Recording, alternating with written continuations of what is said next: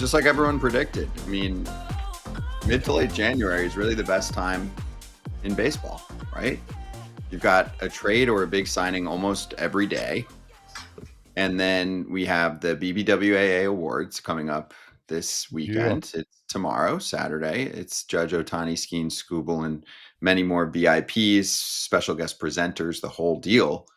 Toddfather, baseball is able to dominate on a week like this where they essentially have no business dominating.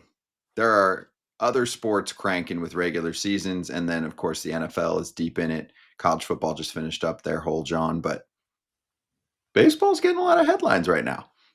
And deservingly so. I mean, listen, even though it's the off season, at the end of the day, like for me personally, like this is how it should be. Free agent signings, trades.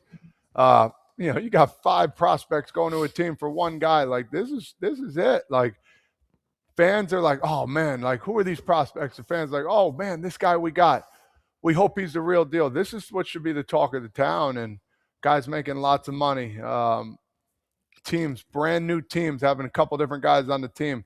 Are they going to get back in the playoffs? Like, it's our year now. Watch, we got this guy so-and-so. So that's what makes it exciting. And if you're a fan of a team and they're working to make their team better during the year, like, listen, you can't get mad at all. If they struggle, yeah, I get it, you're upset. But you can't get mad at the brass because they're working their butts off to try and get it. Few and far between. But the team you're rooting for, if they're doing that, very exciting. Let's go. We're trying to grab some brass this weekend, so let's show you what we're working with here. Kratz will be suited up. So will Pierzynski, Kenny Rosenthal, the game's finest under one roof. I'm reading you the screen right now if you're listening on the podcast platform. It's the ones who define. We need some music to that. We need some music. No, I'm doing the voiceover. I get it. I know you're the voiceover, and like I'm sad for the podcast crowd because you don't get to see like this hype video of just the best players in the game. Like it's the 4 best players plus the rookies plus like their best moments. Olivia crushed it making this, and I need a little. What would you put? What kind of you need a little background music would you be? Would you go hard rock? Would you do Frank Sinatra because it's New York? No, you could. How about like, whoa, Black Betty? That would be okay. Except we would have the words. We're going to get copyrighted now. Yeah. What? By Todd? Because that sounded exactly like it? No, yes. by Betty. It's okay. We can say Black Betty. I'm just saying. What about like Jay-Z's New York? Like, Black Benny. Yeah, he said Benny. That stuff. What about the Jay-Z New York song or We Are the Champions for a classic from Queen? Something that resembles. We're staying away from either New York or Award. Jay-Z right now. We're staying away from Jay-Z right now. Maybe Queens. Queens, yeah. We Are the Queen's Champions. Good. Alicia Keys, yeah. The I GOAT. don't mind Queen. Yeah, listen. You can't go wrong with anybody there, especially if they're from the city, for sure. So subscribe to the channel if you don't already. Like the show, and please do that tomorrow for what should be a really, really cool scene in person, and then on the live stream as well. We'll be chatting. We'll be working hard tomorrow for the award show Saturday night.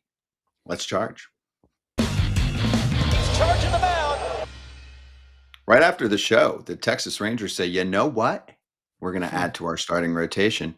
MacKenzie Gore, come on down. 5 prospects, and we will inform you about what these prospects bring to the table, at least right now, in terms of their tools. We're going to get you a little clip from JJ Cooper very soon from Baseball America, but let's start with Gore. Kratz, Rangers, adding to a strength. Pitching has not been the problem, really, for several years now, and they continue to build on what makes sense, given that their front office leader, Chris Young, was a former pitcher, won a World Series early on in his tenure running that front office, and he keeps doubling down by adding someone who has as much talent as any pitcher probably in baseball. Can he put it together for a full season? Also, he will not have to shoulder a load of being that guy. All right, it's MacKenzie Gore win day. Nationals are on a 4-game skid. Now we need MacKenzie Gore to come in. No, the Rangers have plenty of other helpers, Eovaldi, DeGrom, Leiter, and many more. So he'll slide in nicely in a mid-rotation spot, right? He will. And I think there's a lot of people, especially with pitching. People were like, oh, his, the potential that this guy can show, he just got to hit it. He did it the first half of the year. First half of the year, he was going to end the season as a top 3 Cy Young candidate in the National League. He was striking guys out at a major clip. He was putting his team, he was going deep into games for a team that just didn't have that. I don't think shouldering the load is as big of a deal for pitchers as it is for position players that are like a hitter, the only hitter in a lineup. That's the only guy carrying the lineup. Pitchers are they're very isolated. They play once every 5 days, starting pitchers. They play once every 5 days. And to me, I think his numbers will translate over.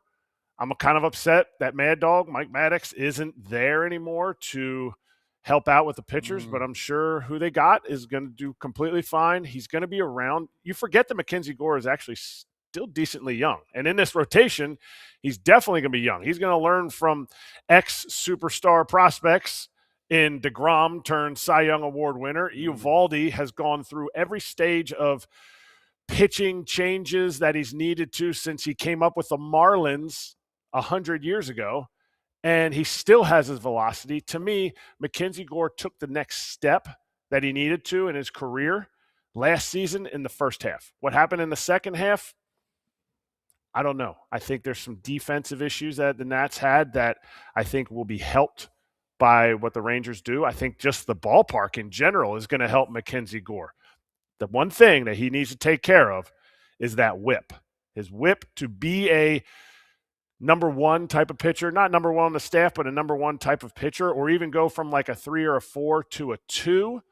He's got to make teams put the ball in play and not get such deep counts, not walk so many guys trying to chase those strikeouts, because the strikeouts are there. And when the strikeouts are there in a ballpark that is favorable to pitchers, to me, I think he could have an unbelievable season because he's not the opening day starter. He's not going to face the number 1 and number 2 of other teams. He might face the 3 or 4 that other teams are bringing up there. So I think that will just automatically elevate his numbers also.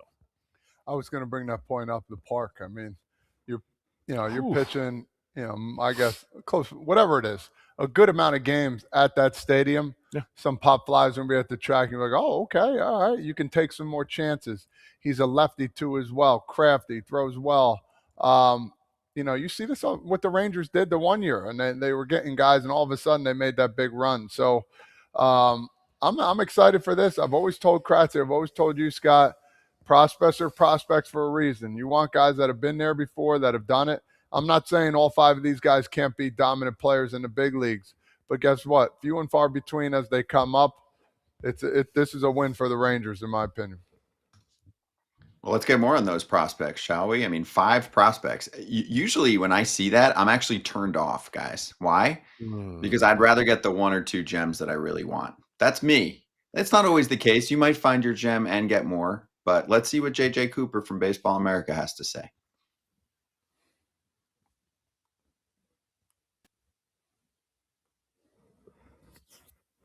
Hold on one sec. JJ's holding it back. Come on, JJ, give us the info. Don't be. We'll get it. One sec. But anyway, and we're going to talk to Ken coming up in a moment too about this. There's one name that I knew pretty well in Gavin Feen who might end up being a first baseman long term. Right now, pegged. I mean, I think drafted as a shortstop, but more pegged as a third baseman. Kratz. Hey. We went over this the other day with the Mets return or the Mets trade package to the Brewers, and with Milwaukee, you read some scouting reports and they're like, Jet Williams could be a multi-positional up the middle star. And you read others that say he's going to be a end of the bench utility player. You read some that say Brandon Sproat's going to be a 2 or a 3. You read others that say 4 or 5 or a reliever. So that's the whole point here. If it was more of a sure thing, you'd know. These guys are further away, right? You've got a guy who's just going through the Tommy John situation. You've got another guy at the top one who was drafted out of high school in Feen or Fine, however we're going to say it. I don't know yet. I don't know the guy yet. But this is someone who's going to take a while to marinate. And for the Nats, they're not competing this year. They're not competing next year. They're going through a rebuild right now. It's painful for Nats fans to lose MacKenzie Gore, but he wasn't going to be part of the next great Nats team anyway. And I think this is the route. Every team needs to do a different route. I think the Nats, the fact that Paul Taboni is taking over an organization, that means he's taking over whatever was there in player development before. And quite frankly, they did not develop a lot of players. They drafted dudes. They drafted a lot of top 5 picks. They had Juan Soto. They had all these top 5 picks or upper first round type of like kind of can't miss prospects. And then it was fall off the table. They didn't develop a lot of guys in their minor league system. Hey, they were pushing from 2012 till 2019 to win a World Series. But at some point in there, they have to like develop a little bit more. So they're behind. So for Paul Taboni, he wants to get as many guys in as possible. And hopefully, if he's willing to make those changes in the minor leagues that he feels like he needs to make those changes, he saw it happen in the Red Sox organization. He saw the Red Sox go from not producing much to the Chaim Bloom era where they produced a lot of dudes, made the playoffs even one year during that time. And now the Red Sox are, they have that, they're paying dividends on that. Hopefully Paul Taboni can build the same thing, and he needs a lot of guys to do that because I think their farm system's bare. And Rangers fans, do not think this is the Mark Teixeira trade where you guys picked up Elvis Andrus, where you guys picked up like 5 impact big league bats, 5 impact big league players. That doesn't happen. Like, we're gone in those days. When you see 5 guys, what Scott was alluding to, when you see 5 guys, you're saying, all right, these are all long shots. These are all when you see a shortstop, a drafted shortstop that possibly could move to first base, you're not getting the top tier echelon players currently. But as the system for Nats fans, you have to be like, we got to develop these guys and make them the best for our organization. As Rangers fans, you got what you need because Corey Seager's time's running out. Everybody's time is running out. Exactly. Right. You got to take advantage of what you have with this window and a really good starting rotation if you make the postseason that could make another run in a very competitive division right now with the Mariners and the Astros, among others. So let's get the return package here, the breakdown from JJ. So what did the Nationals get back for MacKenzie Gore? A lot of possibilities, but no kind of top 100 surefire anchor prospect to this deal. 5 players getting back. There's a lot of possibilities here. The key player in the deal is Gavin Fein. We know that the Red Sox really liked him in the draft. Paul Taboni was running the Red Sox draft at that time. He's now the Nationals head of baseball operations, and they get Gavin Fein. He's a good bat, an infielder, although probably not a shortstop in the long term. Could be a top 100 prospect as players graduate off the list. So he's the cornerstone to this deal. I would say beyond that, there's a lot of potential here, but also far away or lower ceiling. Abby Ortiz is the lower ceiling guy. He's actually probably the 5th player in the deal. First baseman with power, but kind of questions about if it's going to be enough of a bat to be a first base only profile. Probably a second division regular at best. Devin Fitzgerald, who they got, was a 5th rounder last year in the draft, is a very polished player, who had a great ACL infielder, but the question is he going to have the ceiling as a regular? Could he be more of a utility player? Yeremy Cabrera, the outfielder they got, is a really good center fielder. Now let's see if he can hit enough to be a regular. And then the kind of the wild card in this deal is Alejandro Rosario, who had a breakout season in 2024, missed all of 25, and will likely miss all of 26. He's had a variety of medical issues and is expected to miss the season with Tommy John surgery. So we are looking at a 2027 return, and we'll see how well he bounces back after that. But he was looking like a potential impactful arm before that. A lot of possibilities here for the Nationals, but if you're thinking that they were going to get a cornerstone kind of like slam dunk prospect, I don't really see that in this deal. Good stuff, JJ. Hot Sheet, by the way, live every single week on the Baseball America YouTube channel. Go check it out. Plus, they just published a fresh top 100 prospects in the sport. It is one of the most coveted times of year for Baseball America subscribers to head right to the site to get that premium content. And let's ask Ken about this trade as well.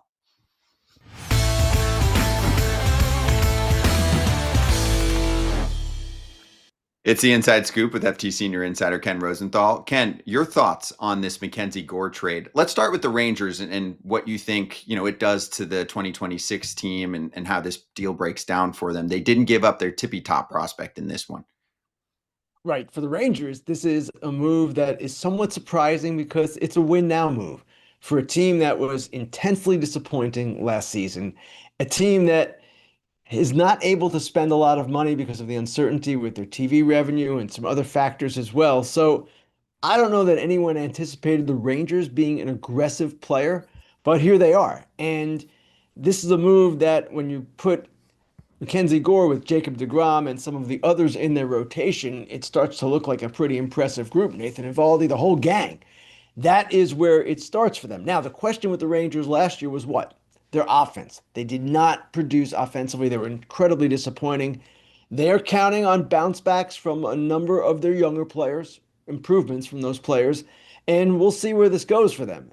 But it's a move that, in their minds, they had to make because they want to compete. Chris Young, their president of baseball operations, is incredibly competitive. He was as a player, he is as an executive.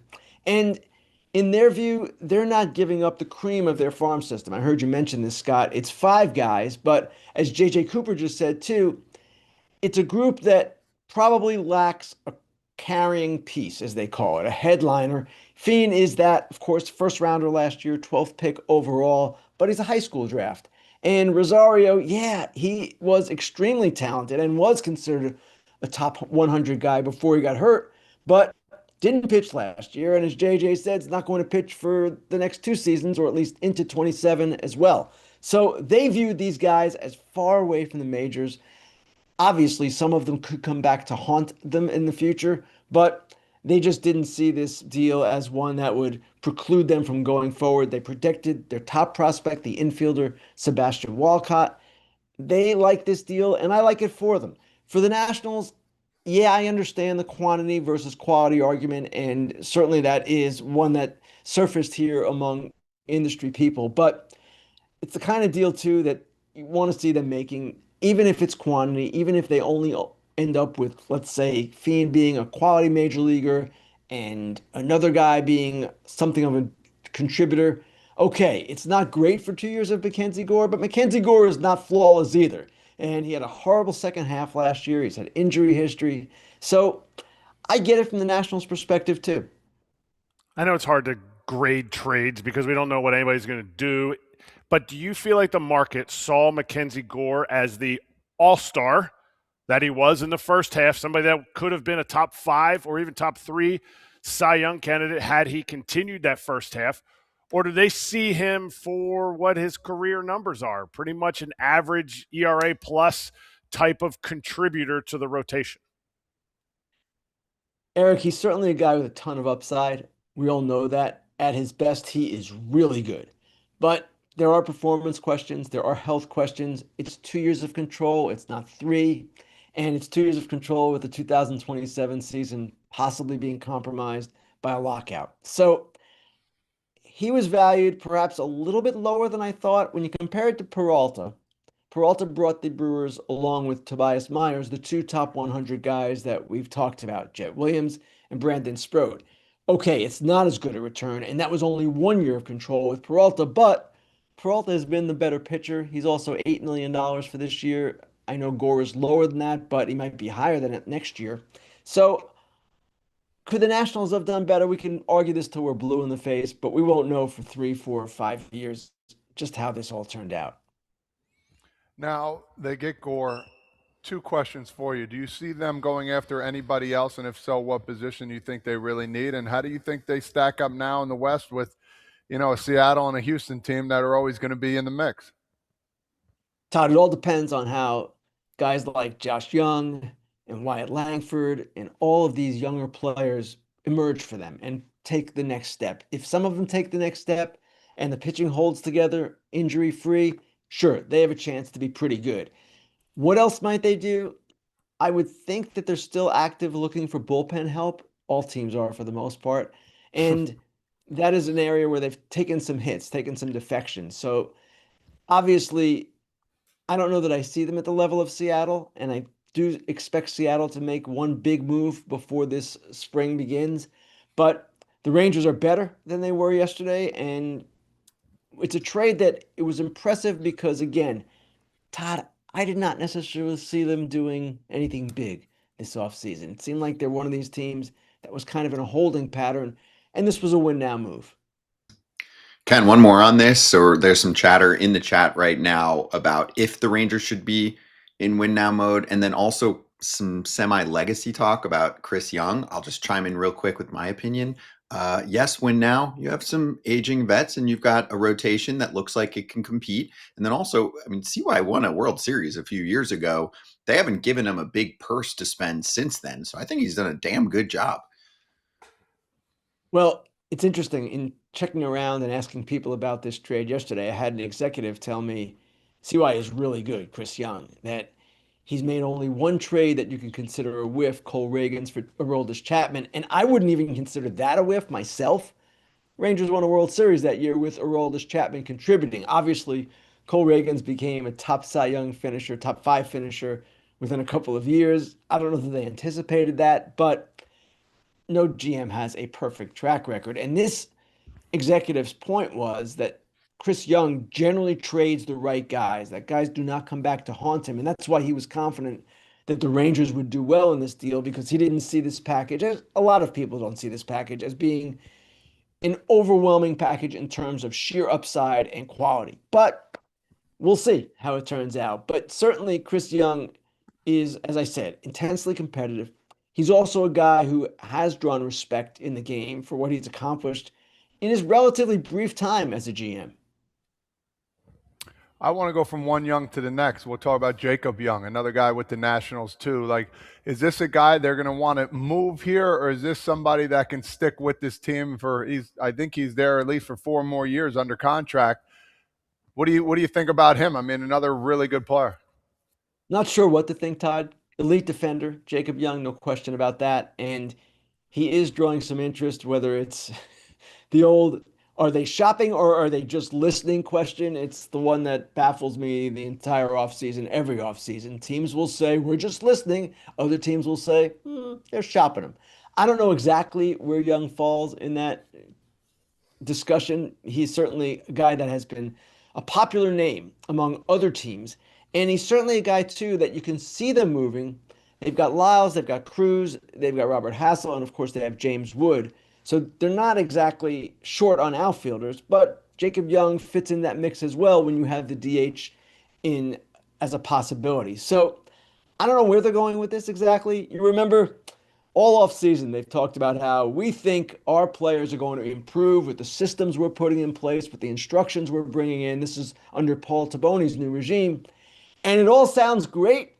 And yeah, I believe it. But obviously, you just traded one of the people that you thought was going to be benefiting from your instruction, and that was MacKenzie Gore. Fair. That's fair. What about the Freddy P trade?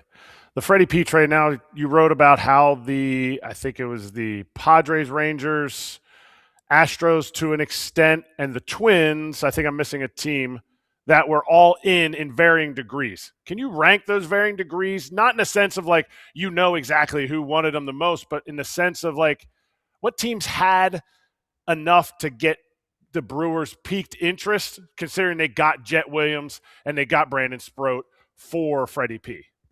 Well, there are other teams in the mix as well, and we had written about them previously. The Red Sox, the Yankees, the Giants, and the Mets ultimately met the price where other teams did not. Now, I would not have seen the Minnesota Twins being involved at this level when they're not really going to be that competitive this year. They're doing well, I think, to hold their team together and not trade any of their big pieces, but I would have been surprised to see them take on a rental like Freddy Peralta.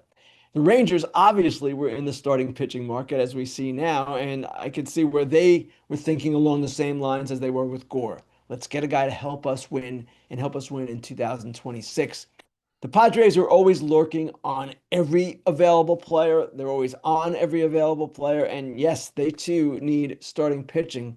But their system is a little bit down from where it was earlier. Now, A.J. Preller always finds players and comes up with others to trade. So I expect that he could figure it out. But again, I don't know that they were going to be at the top of the line here, with the Mets seemingly were the most persistent, and the most persistent for a reason. They've got money, they've got prospects, and they have the ability also to extend Freddy Peralta if indeed this works out well for them. All right, TV uncertainty is the next topic that we're going to talk about, because the Reds are one of the teams that we're not 100% sure. A few months ago, they did offer Kyle Schwarber quite a bit of money, and the TV uncertainty to me feels like a crutch. While a legitimate crutch, it feels like a crutch that you're leaning on this season with the uncertainty not to be resolved for another 3 years, if I'm correct, right? So how long is this going to be something that we can have teams constantly lean on like the Reds? Well, the uncertainty is not going to last 3 years. They're going to figure this out in probably short order. Now, granted, the national television contracts come up in 3 years, and then what Manfred has talked about doing as commissioner is hopefully getting them all under one umbrella, the local teams' contracts. And Major League Baseball has gone a long way toward doing that. And perhaps the Reds and some of the other teams, there are 9 of them in all, that have been associated with Main Street as a company, they will end up under MLB's umbrella. I'm sure some of them will, some of them may do things on their own. So that's the position the Reds are in. Now, is it a crutch? I guess you can interpret it that way, but Schwarber from the start was always going to be an exception for them. There was money for Kyle Schwarber that was not money that they were just going to redistribute if they did not sign him. And the reason for that is that Kyle Schwarber is from Middletown, Ohio. He's a guy they felt would sell tickets and really make a financial difference for them.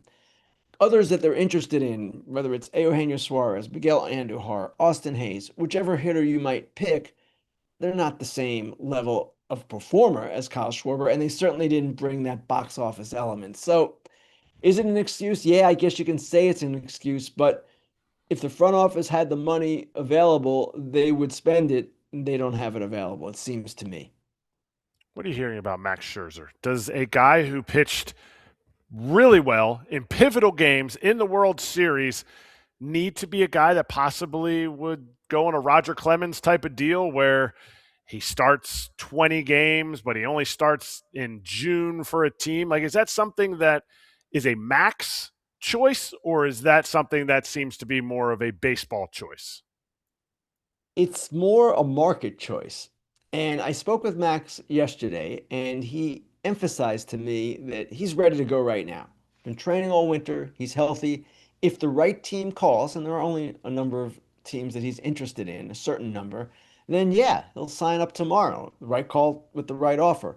But if that doesn't happen, if one of his preferred teams does not see a spot for him right now, he is willing to wait until after the season starts to sign then, knowing that injuries will occur, guys won't perform the way teams think. There's always a need for a starting pitcher in May and June, even before that.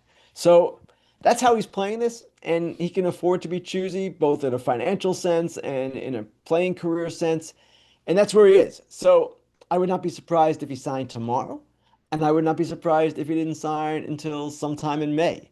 He has those options available to him, or at least he thinks he will later, and that's how he's going to play this. And at his age, with what he's accomplished, I can see the logic. Hey, Ken, last one for you. And I know it's a loaded question. We don't have to get into all of the details, but your colleague, Evan Drellick's article about how someone who's in on the owner talk said the final straw was Kyle Tucker. Now we are going lockout no matter what. I guess, hey, we might never have baseball again after this coming season, so we should enjoy it. But just curious to get your thoughts.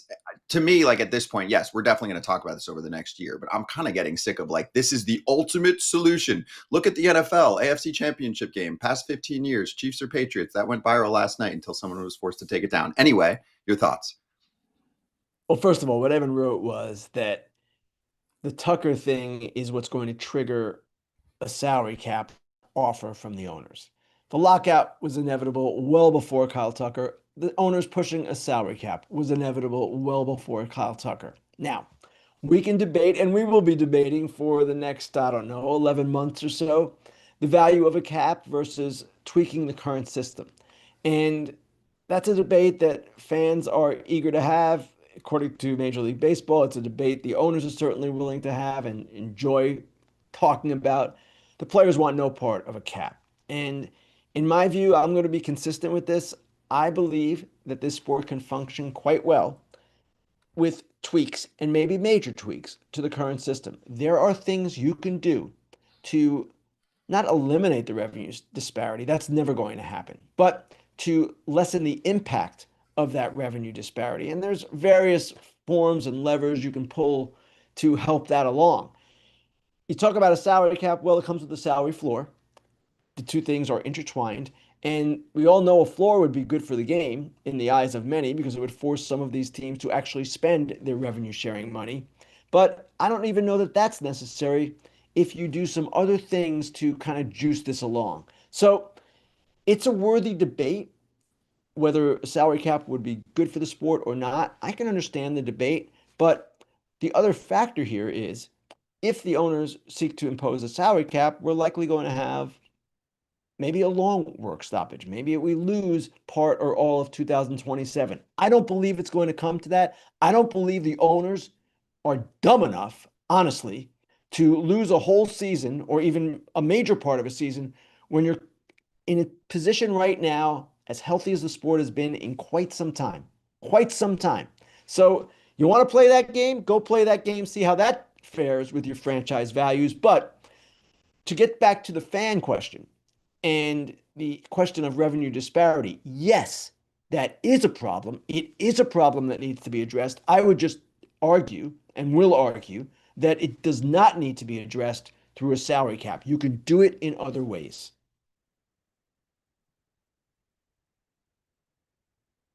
I thought we had Erik for one more, but left me hanging there. All right. Ken, good stuff. We're going to see you tomorrow. So rest up, and a big day tomorrow at the BBWAA Awards. Thanks for the time. Thanks, Scott. All right. Fair territory. Back on Monday. What happened, Kratz? Where you at? Oh, Kratz disappeared for a sec. I'd missed that little message. Not a bathroom break. He's fine. But fair territory. Monday. Make sure you check it out. A fresh episode. And again, Ken will be on this weekend with us at the BBWAA Awards.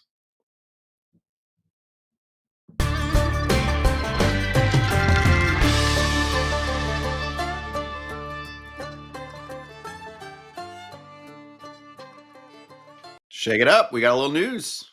Seranthony Dominguez and the White Sox agree on a 2-year, $20 million contract. He's 31 years old, and he's expected to be the closer for the White Sox. They're going to use that money saved in the Luis Robert deal to continue adding this winter, this according to ESPN's Jeff Passan. Well, that was quick. I will give them credit. That was quick.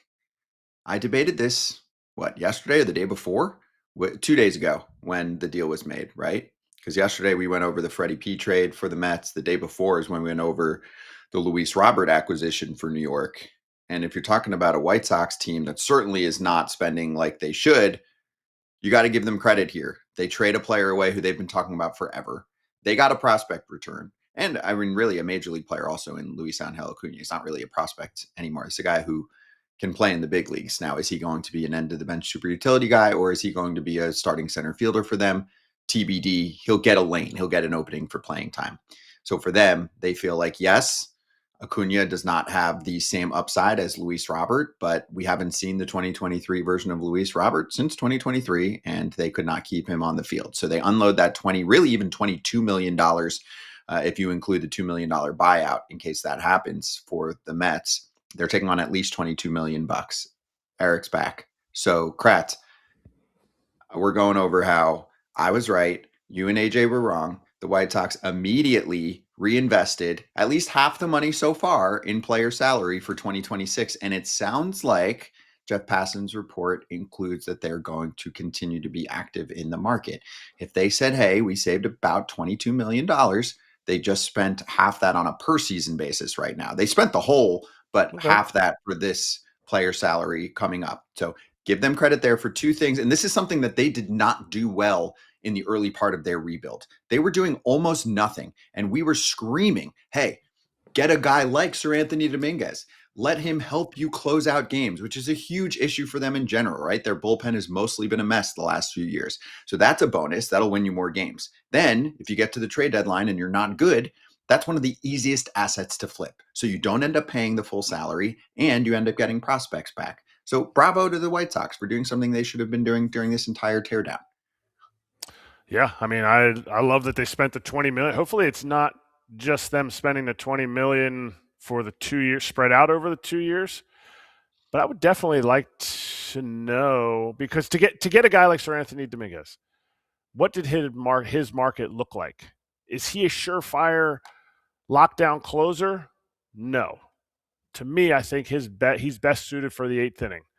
I can get into why, but just watching him throw and watching some of his inconsistencies, while he's still an elite pitcher, some of his inconsistencies just tailor him to maybe be better in that 8th inning role and not necessarily needing that like punch out closer reliever stuff. So good for the White Sox for doing this. Good for them that they went to a guy that can Seranthony help some of these younger failed starting pitchers that the White Sox are going to put in their bullpen and help them have success, help them figure out how to be good big leaguers? Yes. Does this mean that the White Sox think they're going to win in the next 2 years? No.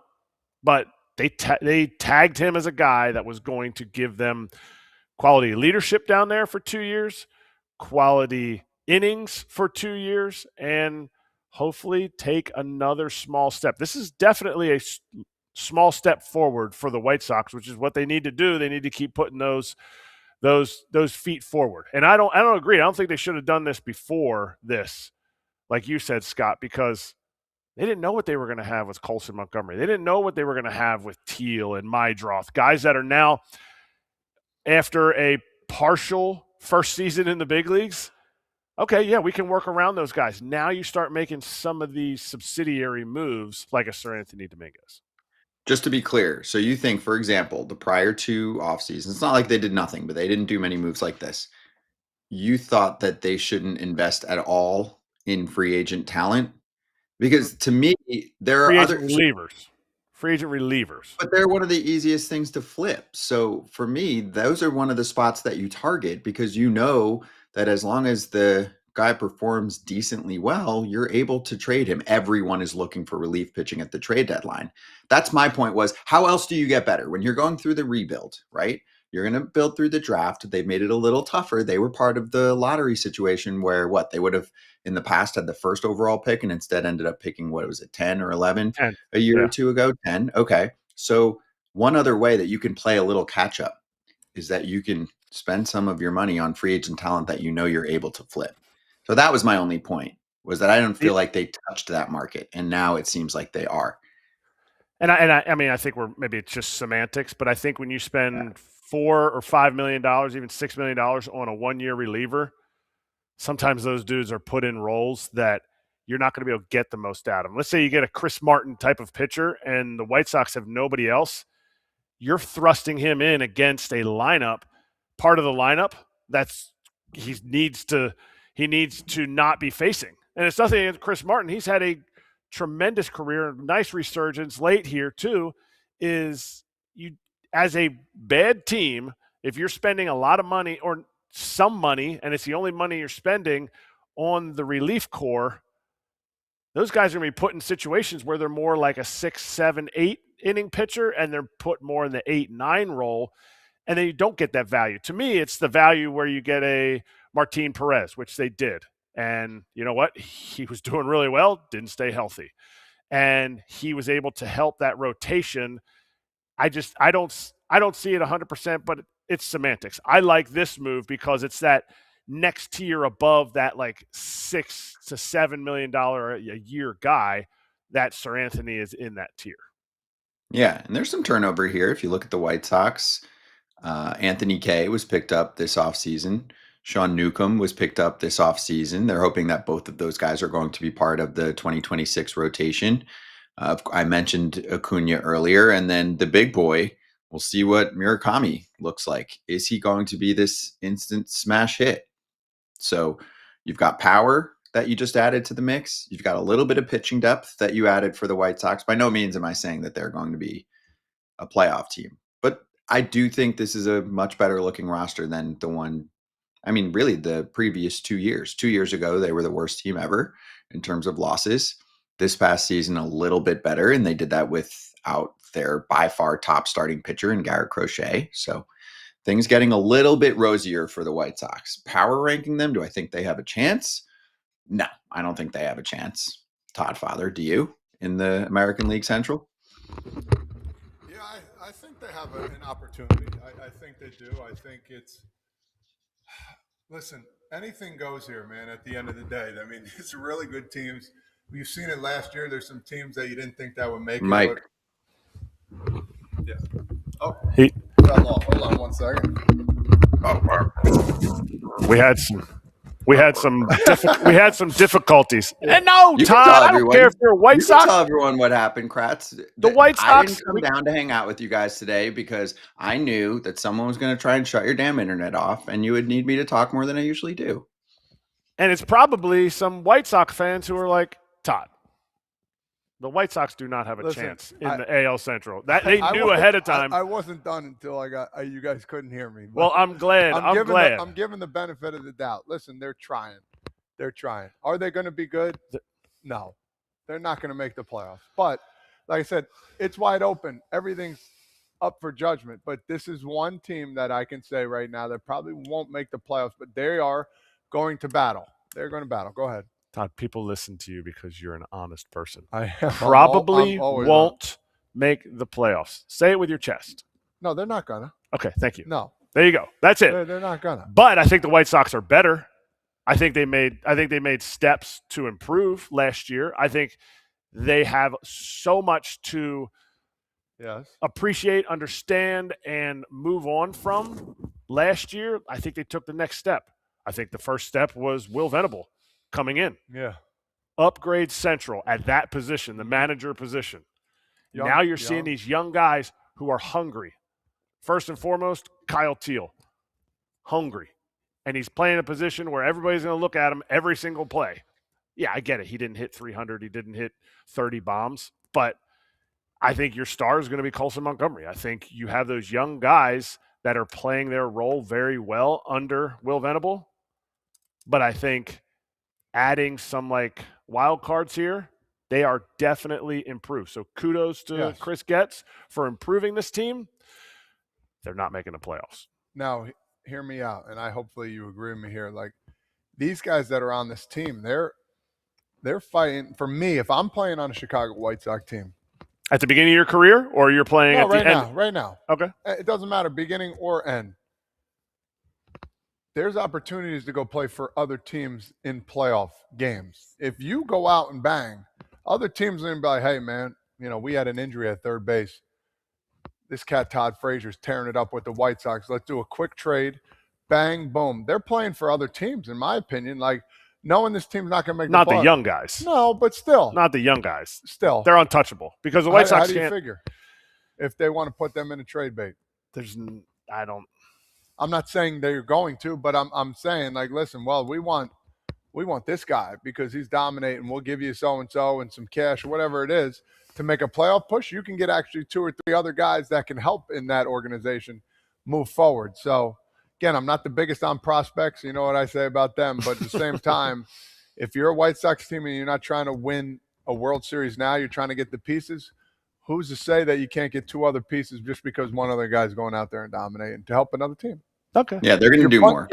You're playing for the White Sox, but also you're playing for your future. That's always. Yeah. That's always. But I don't think the White Sox, not to get into it anymore, but I don't think the White Sox are trading any of those young guys because, one, Chris Getz was working in the minor leagues when they was there. So it was like they're either going to survive, they're either going to do awesome with his guys or they're not. And that's they just got here. the He's bar. not trading the prospects. That's the whole point, is that you build up Right. a farm system and a core that you can either lock up long term, or at least you have them. They cost nothing right now. And for some people that are like, oh, like it's so unfair that the small market teams just buy up these guys to trade them. Well, the White Sox aren't a small market team, so let's wipe that away. Look up Chicago.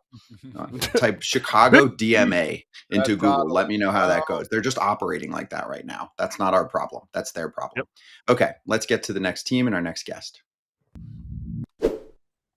Spencer Nusbaum joining us right now. He covers the Nationals for the Washington Post. Spencer, great to have you on the show, and perfect timing to have you on. So tell Rangers fans, first off, what they need to know about MacKenzie Gore, who was just picked up to join a rotation that includes DeGrom and Eovaldi.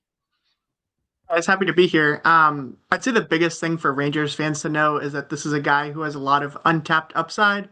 And that sounds a little weird to say about a 26-year-old who's been in the majors for a few years now.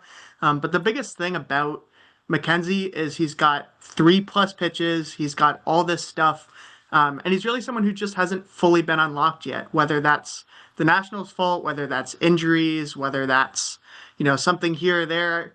The fact of the matter, he's looked like an all-star pitcher at times during his career, and he's looked like an incomplete project at others. So I think what you're getting is a leader in the room, and someone who's probably going to be able to tap into that in Texas. Wait, looks like an all-star pitcher. No, he was in the all-star game. He literally was an all-star pitcher. What did you see in the difference in the first half and the second half that won't again happen this next year for the Rangers? Because obviously if you paid for the first half, the prospects that the Nats would have been getting back in exchange would have been massively different than what they ended up getting. So what is the difference, and where does he need to get to be that first half pitcher all the time? Yeah, and part of why I say looks like an all-star, even though he was one, is because the year before it was almost the same exact thing. It was, hey, great numbers, great strikeouts, and then in the second half, falling off. I think I would attribute it to a few things. The biggest thing is that his fastball, which he loves to throw, is in the mid to upper 90s, gets hit pretty hard. And I think teams start to adjust to that as the course of the season goes on and see it in the scouting report. And that's kind of a big thing that was kind of hit around in the second half. So I think it's maybe trusting the secondaries, which are really, really, really good, trusting them a little more. And I know Texas has had a great kind of pitching operation the past handful of years, so I expect them to unlock that. In addition to that, MacKenzie is someone who's very in tune with his body, which has helped him be athletic and be really good in these first halves. But there has been some fatigue, I think, in the second half, whether or not he'll go out and admit it. So just making sure that they have him on a plan where they're not overstressing his arm, they're not overstressing his body, and making sure that he can pitch through a full year. Because, the year before was a drop in the arm angle. This year was just the stuff didn't work as well in the second half. So I think it's a combination of making sure his body is right and making sure he's storing those secondaries alive.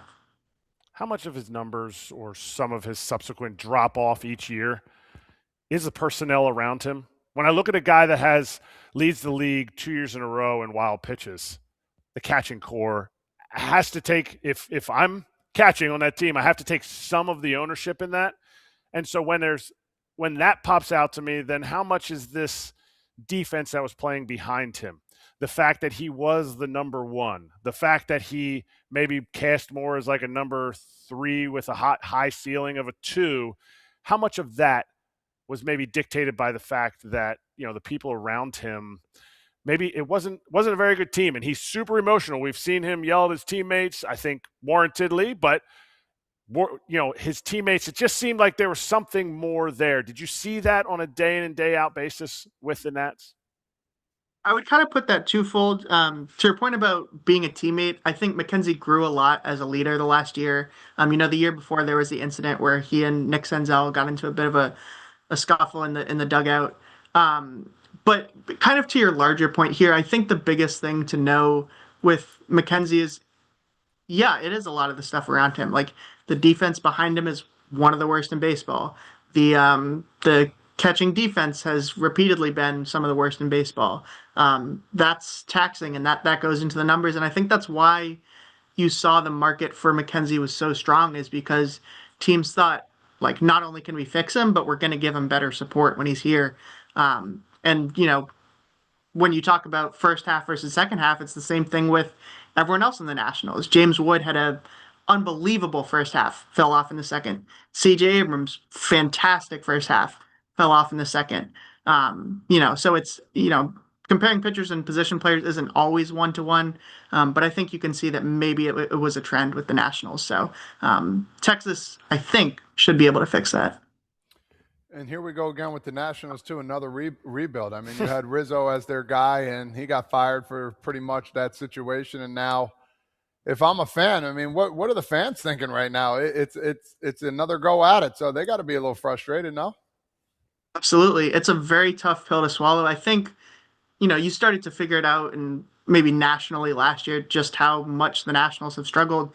No one's lost more games than the Nationals, other than the Rockies, since 2020. It's been really brutal for this fan base. I think there is a sect of the fan base who has optimism just because, hey, like, there wasn't a vision before, or there wasn't a strong vision conveyed, and there is one now.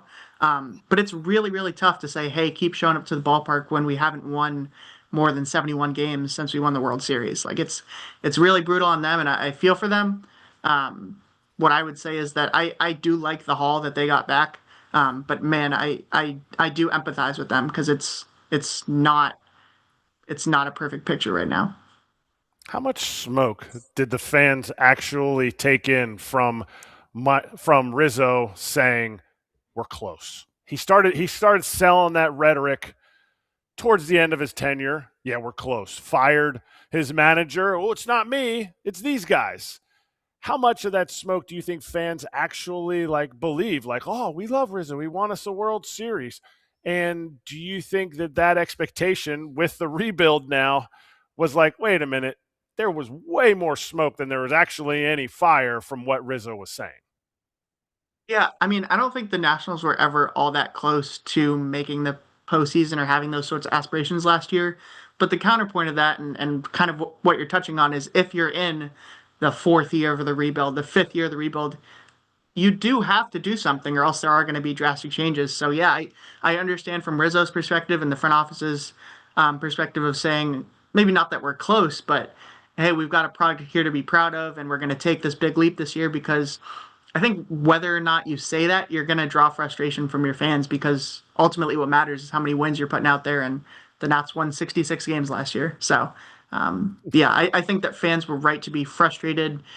Some did feel misled, and I think Taboni has been very clear that they have a long-term vision and may not be in October this year, which I think is a fair thing to say. But when you're a GM in charge of a rebuild in its fourth or fifth year, I think I understand the impetus to kind of sell something. Well, you're talking about selling too, so we got a question from the chat here, basically asking who's next. I mean, who's next in line to go, and is this going to happen sooner than later? What do you think? Yeah, so Andrew Goldeneye at the Washington Post reported this yesterday, that the Nationals have shopped both shortstop CJ Abrams and center fielder Jacob Young. At the moment, the price on both of those guys is pretty high. Young is a Gold Glove caliber center fielder whose bat hasn't really caught up to that, whereas Abrams, again, is kind of not the position player version of MacKenzie, but great first halves, really high ceiling, but has struggled at times, and so I think that's also baked into the package there. As for when that happens, I wouldn't be shocked if CJ's traded closer to the deadline than this winter, but I would also say if he got traded a day from now, I also wouldn't be all that shocked. And I know that's maybe not a fair hedge, but I think the Nationals have more possibility to wait on CJ than maybe they did with MacKenzie, given the injury risk there. As for Jacob Young, they have a full outfield right now, and a number of exciting young players competing for those spots. And so I wouldn't be shocked if, a team that's looking to really either upgrade in center field or get a really impact fourth outfielder, I think that the Nationals could be inclined to move him. But neither of those moves is as much of a certainty as I always felt that MacKenzie was this offseason. All right, fans look at it and they say, okay, they're not spending in free agency. Something that somebody from the Nats organization told me that blows my mind. Do you know what the traject system is? Correct, Spencer? Yes. Yep. Traject, for anybody who's listening, Traject is the system where it's a pitching machine, but it shows any pitcher and it makes that pitch that pitcher throws, and it shows essentially you're just facing this pitcher in the batting cage. The Nats did not have this. Every big league team had it, and the Nats now have bought 4 from the person that I found out from, 2 down in their spring training complex, 1 in Rochester, and 1 in DC. For a big league team that truly wants to compete, to be that far behind, is this the free agent that they purchased? Because that's around $2 million for 4 of those machines. Maybe they got a discount because they bought in bulk, but is this their free agent move? And how could an organization that competes in Major League Baseball truly believe that they're going to compete without one of the most integral pieces of equipment that every other team has? I mean, I don't know if they shopped at Costco to get a better deal. That's smart. But Yep. I will, no, it was a good purchase. What I will say is, and I did some reporting on this last year. At this point last year, I think they were one of 3 or 4 teams that didn't have it in baseball. But it really was egregious. And I talked to players at the time and said, hey, do you know what this is? Are you interested in it? And almost every single one of them said, yeah, we would love to have this. It's frustrating that we don't. We can make do without it, but when you think it's a $500,000 investment to get in the big leagues, and it could maybe help a guy pick up a couple extra hits a year or strike out a few less times, it was really, really not good that the Nationals didn't have it. It has become kind of the standard, and kind of the larger point I would make here, even outside of Traject, is that the Nationals are investing a lot this offseason, not just in technology, but in having more personnel in the player development side, and adding to those sorts of things, as opposed to, hey, let's go get a big ticket free agent that we'd either have to overpay for or who'd never want to come here. So they're kind of looking at the roots and the kind of the blueprint of the issue, rather than maybe plug and play. Let's pay Pete Alonso $200 million and see what happens. So I think that there's a way to kind of hedge with both approaches, but the Nationals are definitely kind of investing more on that side of things. And the Traject is a great example of something that they've done to add in that facet.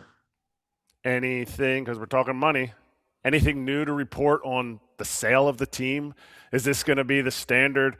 Wait and see what happens in the next CBA, and then hopefully we get this and that, and then that'll increase the franchise value. Yeah, nothing new on that front. I think, like most teams, that it's just kind of in wait and see mode, see what happens with 2027, and then move from there, which is all stuff we've covered in the past. So nothing new to report, but most fans that you talk to in DC are very frustrated with this ownership group, and have asked, obviously, for change. We will see what happens in 2027 beyond. But I think they've taken some steps in the right direction in terms of, again, putting the right front office in place, putting the right coaching staff in place, and getting some of those Traject and other things paid for. But the Nats are still a ways away. All this to be said, they just got rid of MacKenzie Gore, maybe C.J. Abrams, maybe Jacob Young. What's a good season for the Nats? What is considered a good season for a brand new general manager, a brand new entire coaching staff, a new manager on the field, and you lost your number 1 pitcher? What is a good season this year? That's something that I've been trying to wrap my head around too, because no fan wants to hear 71 wins as a good season. And I don't blame them. I think, again, and it sucks to sell this, and I understand that. It really is about the individual progress. It's like all of these guys, Dalen Lyle, who I'm really high on, James Wood, whoever else is left, Cade Cavalli, can they put together a full season? And I understand that that's frustrating, and you'd want at least 75, 78 wins. I think that'd be a great season, frankly, would be to still be in it in August and kind of early September. But for the most part, can the all-stars look like stars? Can the role players look like regulars? And can we get some sort of process here where it looks like both the farm system and the big league club are having a better future, which is way too vague of an answer, but it's the best one I got at the moment. Top 10 market. It's a top 10 market. It's frustrating. It's They a won a top 10 World market. Series Yeah. 6 seasons ago. A World Series, Spencer. It should not get to this point. It should. Spencer doesn't work for the team, but I he know. covers them, and it Sorry, is Spencer. frustrating. Yeah. Yeah, maybe Kratz that isn't saying Gus that to you. Varland waiver. Maybe that Gus Varland waiver claim is going to put him over the top. I don't know. Is Gus the next Louis? But hey, Spencer, this was fun. Thank you for joining us. Thanks for the real talk insight, and we'll have you back soon. Appreciate it. By the way, you can follow Spencer on Twitter. There he'll post articles too, of course, from the Post where he covers the team. Spencer, last name is Nusbaum to find him. Over on X. What's next?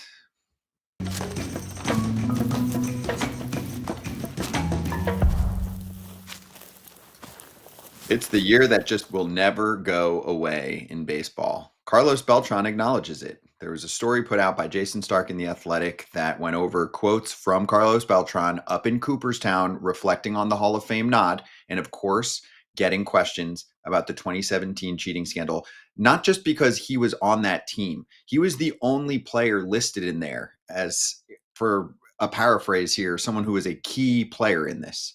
So he is well aware, right? And it comes out, and it was right after he was going to be the Mets manager, and then that went away. So there were ramifications for him. They weren't any from his playing days, and it took him several years to get into the Hall of Fame. So let's dig into it, Todd Father. We've got the right guy on today because you were on the other end of this, and you haven't forgotten it either. And Beltran was a beloved player. He went over all of this. 20 years in the bigs. Ask teammates how I was. Ask people how I was in promoting the game.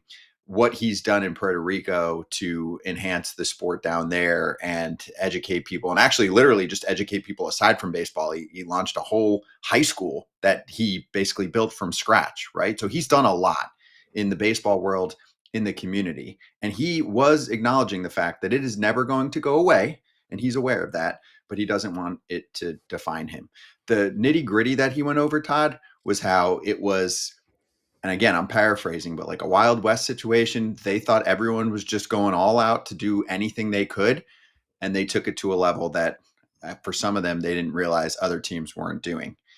Do you buy that? And in this article, it talks about how the Yankees and the Red Sox were punished, right, on in 17 in what's known as a base runner system. Sign sequences decoded using in-game video disseminated to the dugout. Then when a runner got to second base, runner would often know how to catch or how to crack the catcher's code, right? We all heard about the watch situation for the Red Sox, but Yankees and Red Sox were both punished. Astros were like, had some players coming from previous Yankee teams, and they were like, hey, let's take this to the next level. Forget the runner at second. We can just relay every pitch. So your thoughts on what Beltran said? Yeah, I think honestly, if we're looking at his whole career, I mean, let's take his whole career, for example. I mean, he was a monster in the playoffs, absolute stud. Hall of Fame-esque. Just playoff-wise alone, some of the things he did were absolutely unbelievable. He was a great player. He was a great teammate. Ultimately, he made a mistake. He made a big mistake. And I don't think, honestly, I would agree with him. I don't think that should define him. I think he's an upstanding gentleman. I've gotten to know him over the years. He's a really good guy. I think he deserves to be in the Hall of Fame if you want the truth. I mean, if we're going back in time, like, listen, yeah, they screwed up. There was a lot of things that other teams did with electronics, the human element. Oh, man, let's find a way to get, what this guy, he has a tell. But they went above and beyond relaying signs left and right. Red Sox did the same thing. But Astros, it was just stuff that you've never heard of, and it still hurts to this day. I'm still upset about it, but I have to find a way to move on too as well. I can't let that really crush me as I move forward. Something I'll never forget. But I'm taking away what he did for the game, and I thought, no doubt about it, Hall of Famer. His numbers prove it. He's a great guy too as well. He made a huge mistake, and I think him taking ownership for it is really good. But at the same time, yeah, a lot of people always remember the negative stuff. That's just how the world is right now. They're always going to remember that. They're not going to remember always what he did best. But he was one of the better players to ever play this game, and I think he deserves to be in the Hall of Fame, Kratz. Yeah. I mean, I agree. He's a Hall of Famer. I think his His career, his numbers stand for itself. But if you feel like, if your opinion about the Astros sign stealing scandal is so egregious that he lied, that he, cheated the system, then you're always going to sit there and go, if he did it once, he probably did it other times. Or he took it from the Yankees and they were doing something like it. And he took it from, the Mets when he was there, or he originally learned it with the Royals. I choose to see it as way less nefarious as everybody else does. And I would never sit here and boo somebody that was part of that, because I saw what was going on there. And I don't think the Astros were the only ones that were crossing the line. But my line is a little bit different. Yep. But I also know that in that series with Todd playing, we talked about it in our catchers meetings, in our pitchers meetings, that we were going to have 9 to 12 mound visits a game to switch the signs up. We weren't going to go third sign, shake, first sign. Like, that's not what you're doing. So did the sign stealing video stuff with the trash cans make the Yankees lose in that series? No, I do not believe so, because of how many measures we were taking, because we already knew they were doing stuff. So if you feel like Carlos Beltran was a cheater his entire career, I have a hard time telling you no, but I'm trying to tell you that that's not how you make the Hall of Fame.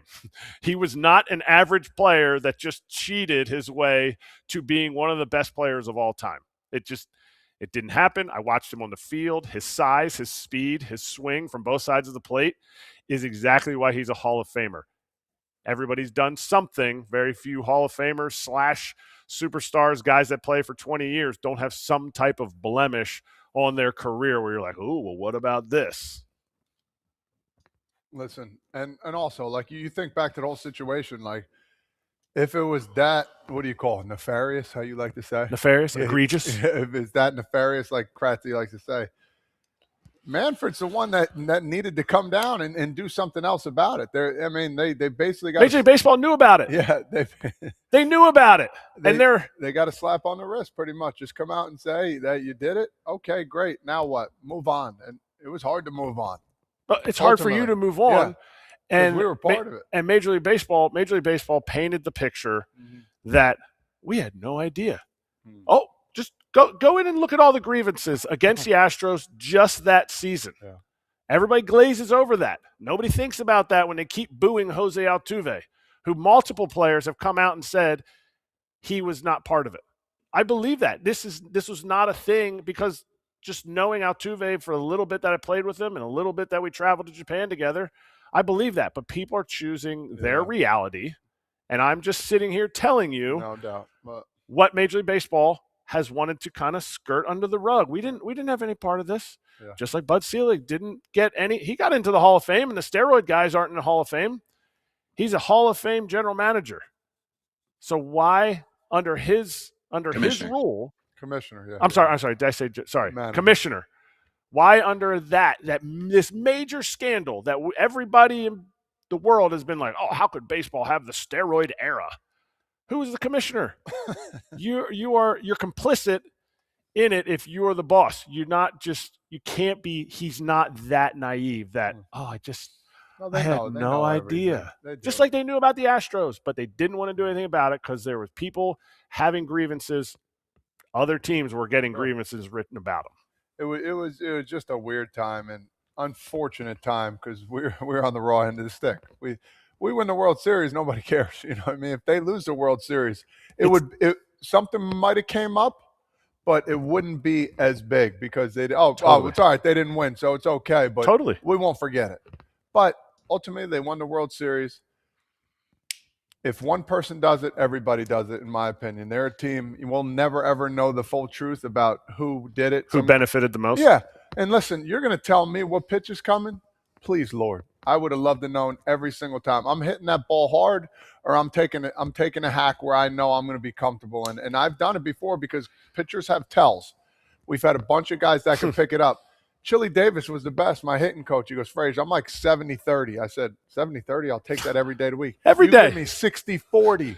I'll take that but he always told me, he said, listen, you can't be mad at me if I get it wrong. I said, yeah, you got 30%. I said, and we messed around. But it was an advantage at the time, of course. So that'll be the little blemish. But again, I don't think it should overshadow his career and what he did. And Carlos didn't have a good year that year. So if you think, he helped the other guys out, but you go down the list. One of the dudes that had great years that year, if you're just talking about the Astros, had great years that year and never once again touched that level. Go along that, go down that line, and then you tell me who you think did or did not. But Marwin Gonzalez.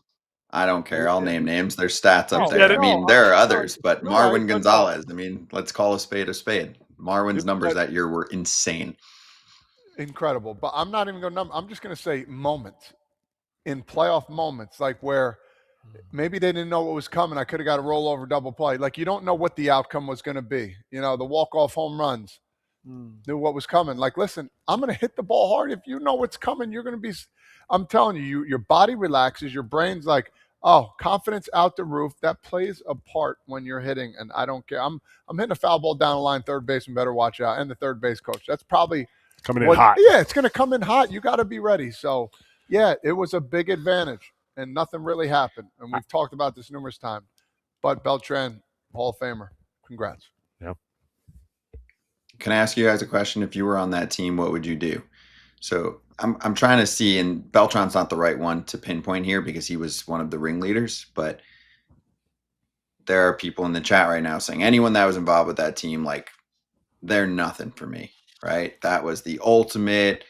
They don't get to deserve to get into anything, blah, blah, blah, right? So, like, if you're there's people name like that player on that team, what were you supposed to do? Do you tell on your team? Never. You're going to be a rat? No, you don't. Not for a So second. what were you supposed to do? I mean, if you're not one of the three big boys there, how are you supposed to do anything? And wait. No, you fall in line. Right. Other teams are doing stuff. You're just doing it, I don't want to say better, but you're cheating harder.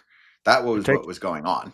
So if you're on that team, what are you supposed to do? I'm not defending them because at the time I was like, this is insane. But we also learned how widespread it was in the game at the time. They just were doing it at a higher level and at a level that I think most people agreed took it too far. But then now you go back and you're like, it was all too far. The electronic stuff from the dugout was ridiculous. It was all too far, and everybody's going to have their opinion.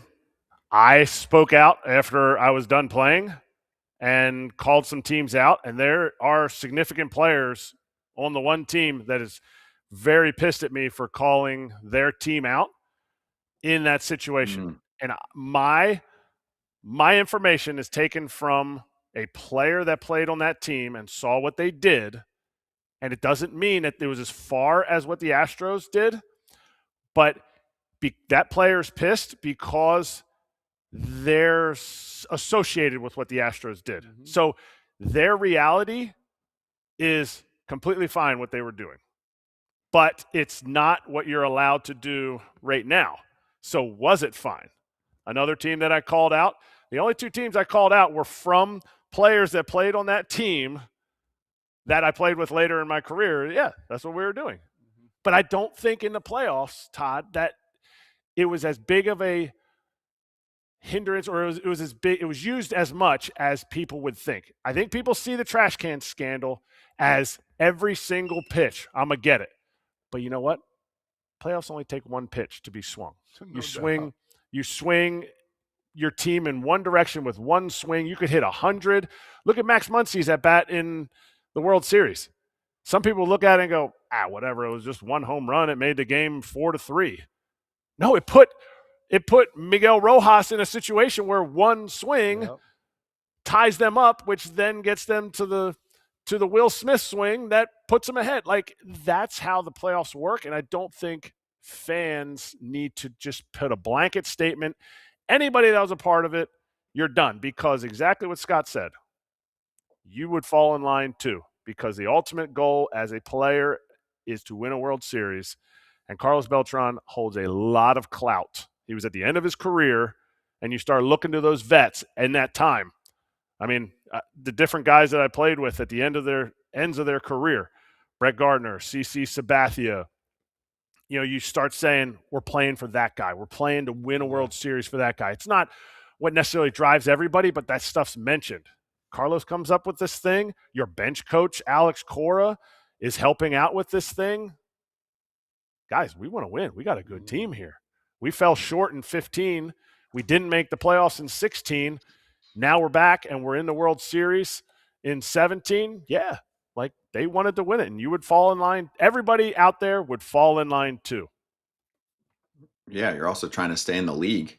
If you're not one of the stars, I mean, what are you going to do? Just go tell them and then think nothing's going to happen? You think MLB is going to have your back and not say, oh, this guy told on you? Of course they're going to, because that's what they're going to use as evidence against you. Todd Father, what did you want the league to do that would have made the difference? Because some people are like, because it would have been difficult with the players and the players union and getting rid of money and suspensions, whatever.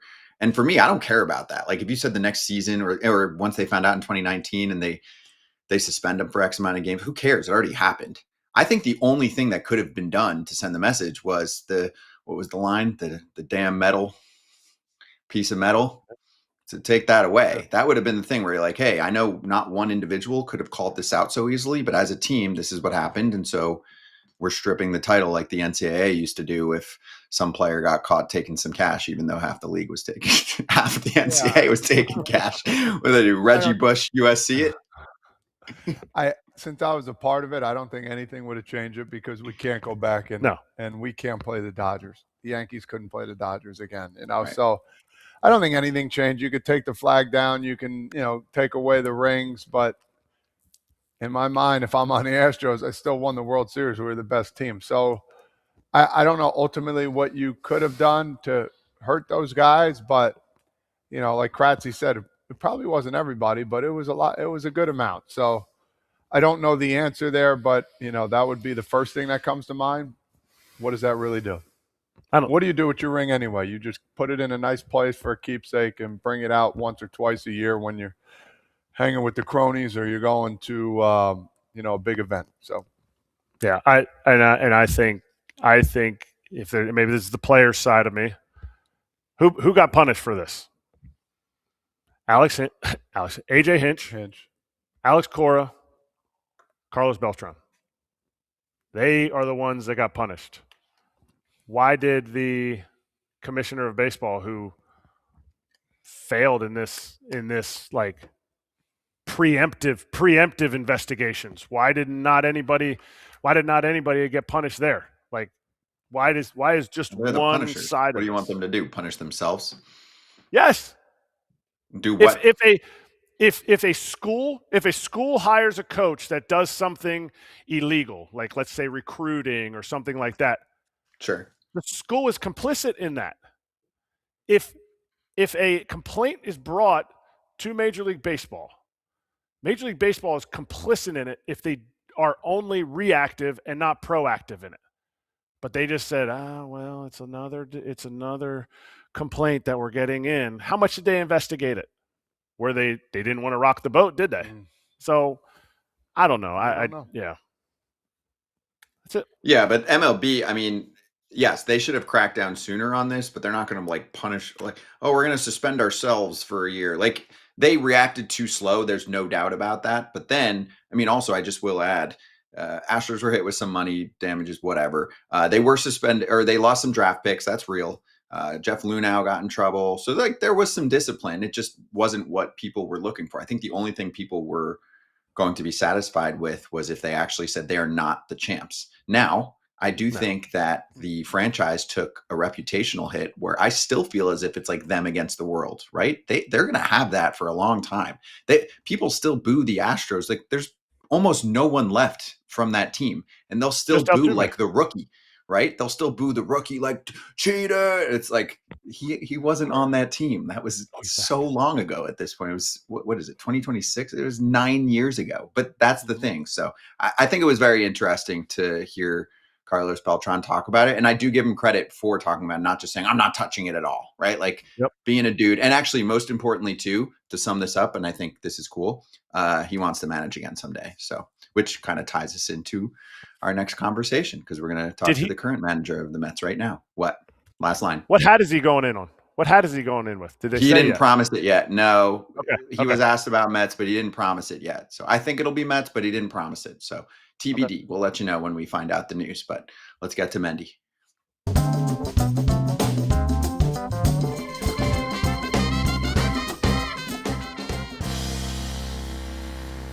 Mets manager Carlos Mendoza is back. Mendy, what a week. Do you just have endless champagne bottle popping right now going on? What a fun week this is. Are you enjoying watching this and getting the phone calls with Bichette, Luis Robert, and Freddy Peralta in a 1 week span? I know, right? Especially after what we went through for the first part of the offseason, right? When I see Kratz laughing there. But yeah, no, it's exciting, man. And everything happened so fast. You know, it was one move after another one. I kept getting texts from David or calls from our front office members about the move that we were making, and it was just exciting, you know, because of, like I said, the way the offseason started it, and the fact that we got to this point, it's exciting. Talk to me a little bit about, I'm sure you've thought about this, people are wondering too, this infield now. Talk to me, have you thought about, you know, where guys are going to be? You know, I haven't heard anything. That's why I'm asking. Like, have you thought, is there like any specific positions that Bo's going to be at, and, you know, everybody else? I mean, Simeon, like, talk to me about where guys are going to be in this infield, or is he going to just try and move people around? Yeah, no, I mean, we're pretty much set with Bo. We were pretty honest from the beginning, and he was all in. I remember that Zoom call that we had with him. It was clear that the position that he was going to play was third base, and he was all in. So we'll have Bo at third, Lindor obviously at short, Mark is at second base. And then, you know, we got Polanco that we signed to play first base, another former middle infielder, a guy that moves around, that for the first time in his career is going to be playing first base.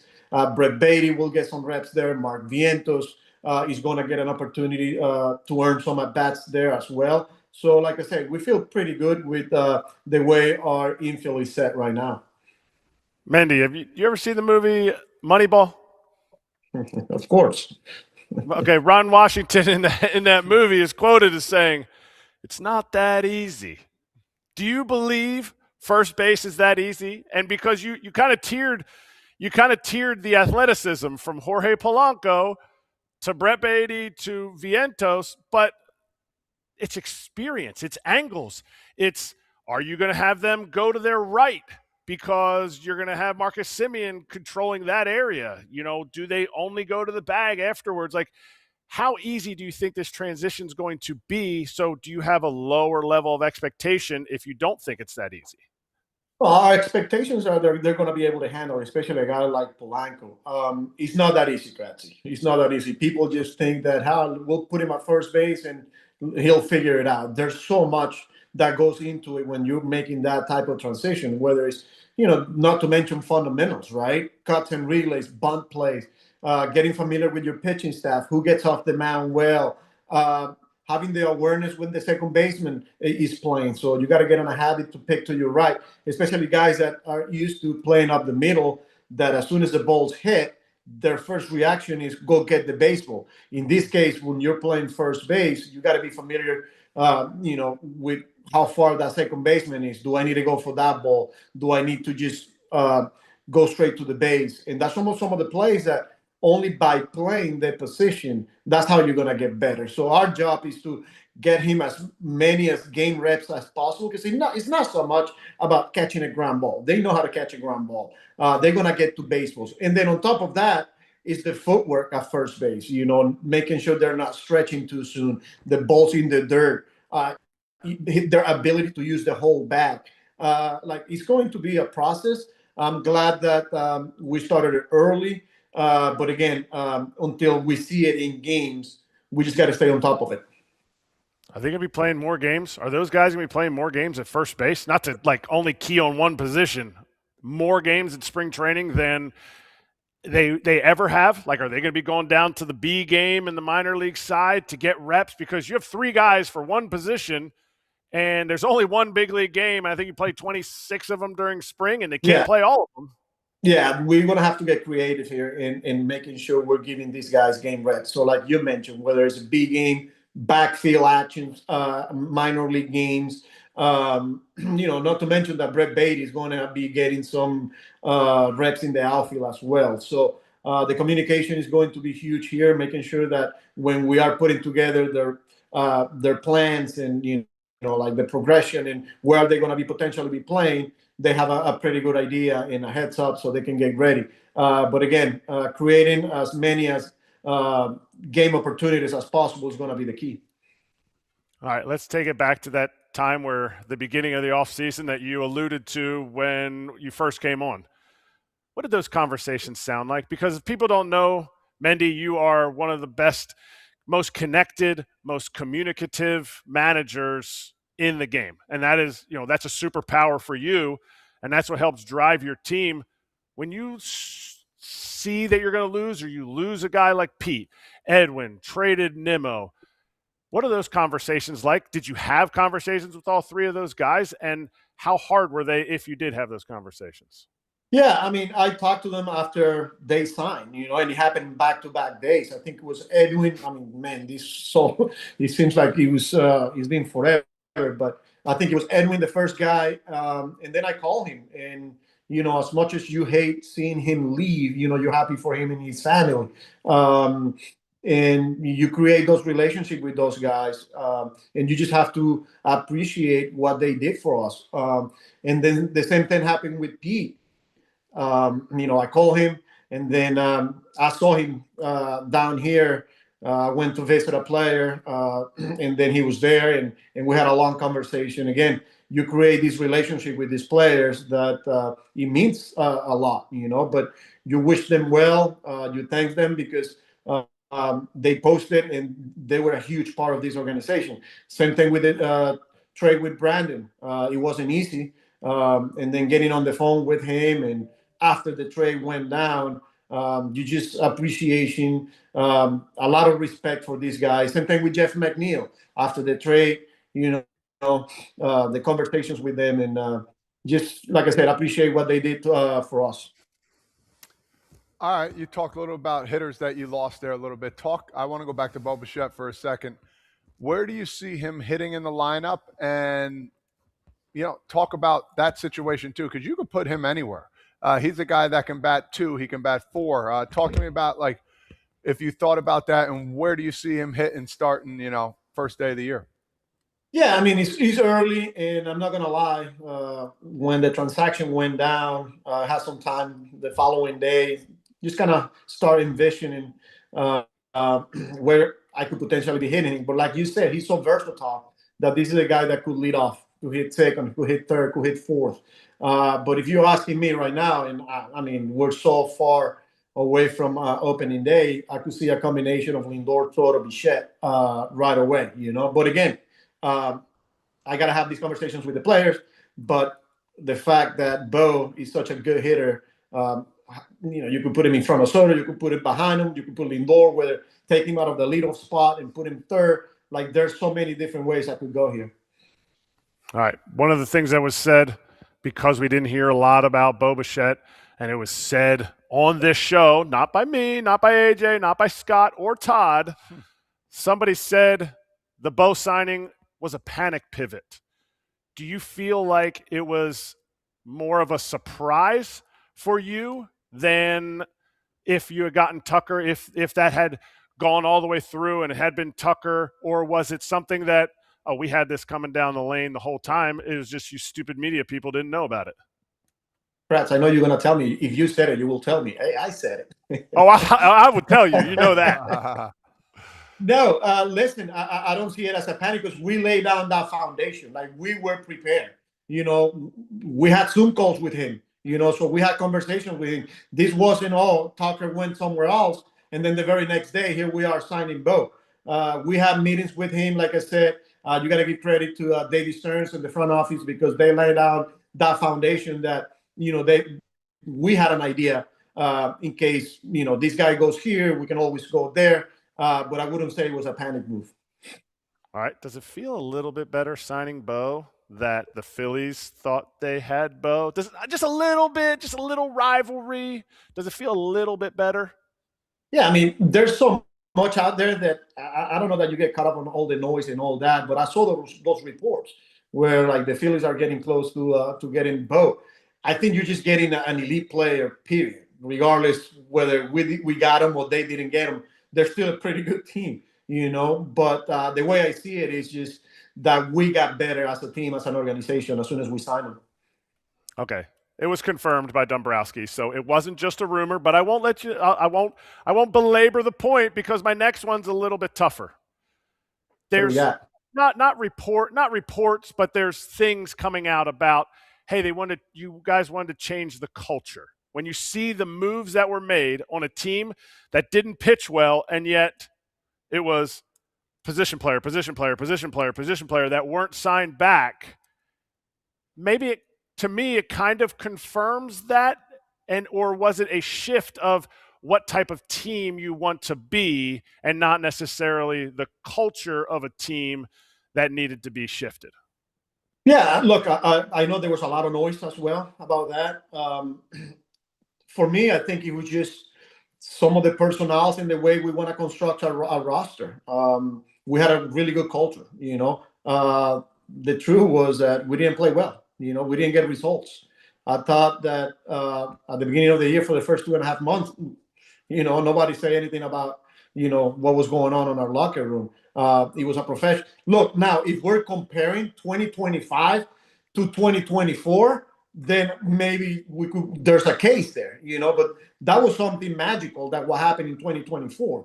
I feel like the guys got along well. They respected each other. But when you're not winning games, you know, like, you're trying to keep it fun. You're trying to push guys, but we just didn't get the job done on the field. But I think we heard David and how much we wanted to improve our defense, and some of these moves will reflect that. I want to go on another guy you guys just picked up, Luis Robert. Have you had any conversation with him? And two, we know him. We know he's got the power, and we know he can hit the ball a long way, big in stature. You looking for him just to be healthy and bring back that old Luis Robert of old, Junior? Yeah, 100%, Todd. I mean, we're looking at a very toolsy player. When he's healthy, he's one of the best. You know, we know the defense, we know the power, his ability to steal bases. It's our job to keep him on the field now. I spoke with him. I know the trainers are already with their hands on him. Again, we got to get to know the player. We got to get to know his routines and the way he prepares. And then we're going to have to make some adjustments in communication with him, because that's going to be the goal. We need this guy on the field. So I feel good where he's at in talking to him. And like I said, our medical group is already in communication with him, and I'm pretty sure they're going to put a plan moving forward. So he allows him to be on the field as much as possible. ¿Cuánto tiempo habla con Luis? How many times have you talked to Luis? Because you have a little different connection than, you know, say Will Venable did last year. I get it. You know, the previous manager, Pedro had the Spanish connection. That means a lot to Cuban guys, I think, more than some guys who come up through the minor leagues and spend a lot of time in the minor leagues. He was in the minor leagues for a little bit and then bang in the big leagues. So how many times have you talked to him to make that connection as much as you can in these, you know, previous few days that you've had him now as a player? Yeah, no, I only talked to him once, but I'm planning on visiting him so I can see him in person and watch him work out. I know he's down here in Florida, but I know our trainers already in contact with him. But as far as like my first conversation, I mean, it happened so fast, right? It was just more like introduction. But again, it's good to have a player that, you know, with that caliber and that potential. And my job now as the manager and our coaches is to build that relationship with him so he can trust us. All right. Freddie P., my guy, one of my favorite teammates of all time. And what do you got on? Give me some. See? Yep. How much is this first conversation that you're going to have with him, if you haven't had it yet or you already had it, does it mean to set out a standard of you need to be our number one, or you don't need to be our number one, you just need to be you? Right. And that's it, Kratz. He needs to be himself. I spoke with him. As soon as the transaction went down, I got on the phone and I had a very good conversation. He was super excited. And everything that I'm hearing, we all know the quality of the pitcher and the competitor that he is on the mound. But everybody keeps telling me the quality of the person. And you could feel it right away with my first conversation with him and how excited he was, and he's willing to report a Port St. Lucie earlier, so he started meeting people, and that for me goes a long way. Again, it was a productive and really good conversation, but at the end of the day, he's got to be Freddy Peralta. Go out there, compete, and give us a chance to win every time you take the baseball. Did you make him laugh the first time you talked to him on the phone, or were you serious, Mendy? Yeah, I was Mandy, It was just maybe he laughed. He's not like, hey, how are you now? Telling him about the organization, who we are, what we are all about, and he just appreciate that. And did you tell him that it's extension time? Have you guys as an organization said, we're going to make this guy a permanent Met? Because your other guy, Bo Bichette, said nothing when asked about playing for a one-year contract, or was it going to be a little bit longer? Yeah, we'll let them get comfortable here. We'll let Freddie get his feet wet here and go out there and do himself, and the rest will take care of itself. Same thing with Bo. We need those guys to go out and have huge year, and then the rest will take care of itself. All right. The end of the season didn't go well. Then you had some coaches changes, all that stuff. How did you handle that? Now that you look back on it, you've had Christmas and New Year's and hopefully some time. People need to know managers are very busy. They're on Zoom calls and flights for people that are signed. How did you, looking back on those weeks, the end of the season, through the playoffs, to coaching changes, how did you handle it? And how tough was it? Or did you know it was tough in the moment, and then when you're looking back on it, you know what? I handled it as well as I could. Yeah, I mean, look, I'm not going to lie. They were probably the toughest days of my professional career, whether it was a player, coach, manager, at any level, because you develop this relationship with these coaches. We were together for a couple of years. And, when, you're going to have to make some tough decisions. And, man, I'm telling you not only get close with them, because you spend so much time with them, you spend more time with them than what you do with your family. They become your family. And when you're making those phone calls, it just breaks your heart, but it's the business. Obviously, everybody understands. But to answer that question, Kratzy, very difficult few days, few weeks, to be honest with you, to kind of get over the hump. But I'm happy that pretty much all of them found home, which I'm not surprised, because, again, not only they were really good coaches, they were great people, but we needed to make some tough decisions. Talk about your starting rotation pitching-wise. If everybody's healthy, Senga coming back from his injury, do you see a six-man rotation through this? I feel like Senga, I'm not a manager. Yeah, it's tough, but don't go there, Todd. I don't know, man. I don't know. I feel like he's going to need it, though. Last year, there's always a topic with Kodai where you guys going to go 5-man, you guys going to go 6-man. I remember last year when we were rolling, right, and all of these starters were throwing the ball extremely well. And somebody asked me, hey, you got Manaya coming back. You got Frankie Montas coming back. Yeah. That same day, Kodai Senga goes down. 3 days later, I think Griffin Canning blows his Achilles. Then Tyler McGill goes down. Here we are now, not too long ago, 10 days ago, people were asking me, what are you guys going to do with 10 starters? And now we're down like 2 of them. And here you are now, Todd, asking me. I'm saying it now, so the injuries are done now. We'll do it now. So when the season comes, the question was already asked, so nobody's going to get injured. You're good. I'll blame you. Well, but the goal obviously is to keep these guys healthy, and then hopefully we're making those tough decisions. And whether off days, how many do you want to go 6-man? You just got to wait. So wait and see. Yep. Do you feel like do you feel like Stearns and Stevie Cohen are done? Do you feel like if you added another starting pitcher, this is always a touchy subject for me when you're on a roster, you're the manager. If I say, yes, we want another starting pitcher, then it sounds like, well, which of these six, is it me? Is he pointing at me? Mendy doesn't like me? I understand that part of it. Is there a world where you guys continue to talk about adding a big frontline starter that you can continue to add in and add to this 10-man rotation that you had last year, and now this year you're starting with a few less?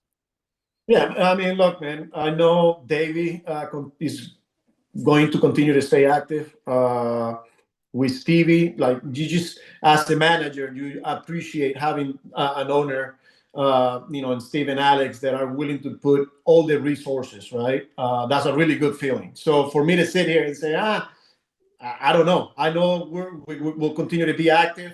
I know David will continue to look for ways to continue to improve our roster, but we do feel really good with where we are as a team, from the pitching side, from the position player side, the depth, our minor league system. Like, we feel really good where we're headed as an organization.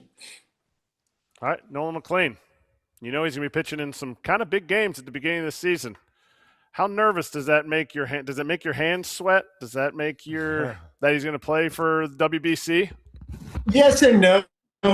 Again, it could happen anywhere. Whether it's in the WBC, but you hate to just even think about. But for them to go through that type of experience, I had the opportunity to be with Team Venezuela the past WBC, and what an experience. Like, for me, the fact that he's going to be able to experience that play with and against some of the best players in the world in that type of environment, those settings, is just going to continue to help his development. So I'm excited about it, and I know he is super excited. He's getting ready. He's getting after, and I'm just looking forward to watching pitch. All right, last one from me. I've already had a lot of them, Mendy, so I used up all my questions, and I need to put another quarter in the system. Your ABS strategy. I know you've thought about it because you're constantly thinking about stuff like this. How are you going to deploy it, and is there going to be an onus on who has a little bit more leeway than other people, and will you slap somebody that's hitting ninth on the wrist for a bad challenge when Juan Soto comes up in the ninth and doesn't have a challenge? Yeah, I think he's just creating that awareness. It's fluid. I think people are making way too much out of it. The strategy part, and at the end of the day, they got to hit. They got to go be a hitter. That's hard to do. You guys know, Todd, Kratz, like, it's hard. Like, the last thing I want from them is like thinking, well, this is a high leverage, this is a medium leverage. Should I challenge? Like, go ahead, and then we'll adjust. Like I said, it'll be fluid. I'm not gonna tell Juan Soto not to challenge on that first inning. He knows the strike zone better than anybody. If he knows a ball, he's gonna challenge, regardless of the leverage of the game, right? But I think we're just gonna let it play out and then make some adjustments as we move forward here. Hey, last one from me, Mendy. Carson Bench. So a name that we're learning more about even during the offseason, because it sounds like he could be a part of the mix early in the season if things go right for him in spring training. It doesn't hurt that he's already down in Port St. Lucie, which we heard about. So what are the chances that we see him early on cracking the team, maybe out of camp if he has a big spring training? Yeah, and he is going to get an opportunity to make the team. He's got a legit chance to do it. And like you mentioned, credit to him. He's already working out in Port St. Lucie, and he's planning on staying there until officially he has to report. So we got a lot of our coaches already working with him. But again, I'm excited, and he's going to get an opportunity to make the ball club out of spring training. I love it. All right. Well, good stuff. It's great to catch up, especially after a week like this, right? We like to chat with you here and there and figure out the time that you're going to join us. We didn't catch up right after the winter meetings when we lost Diaz and we tried. We tried, man. We definitely tried. Just like Stern said, wait, patience. Patience. Now.